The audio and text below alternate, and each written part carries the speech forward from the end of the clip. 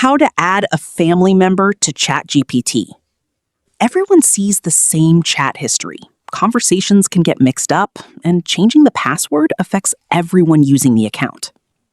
If your version of ChatGPT includes family or parental features, you can invite family members instead of sharing a single login.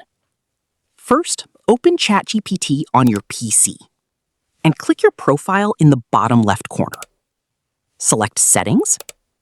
If you see a family or parental controls section, open it.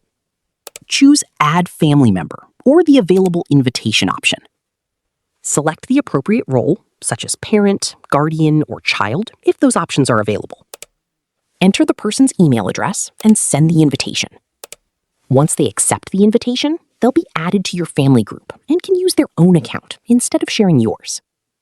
Using separate accounts helps keep everyone's conversations, history, and preferences private, while making account management much easier.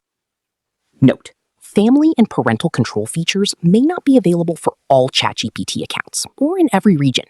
If you don't see these options in settings, the feature hasn't been released for your account yet. That's it!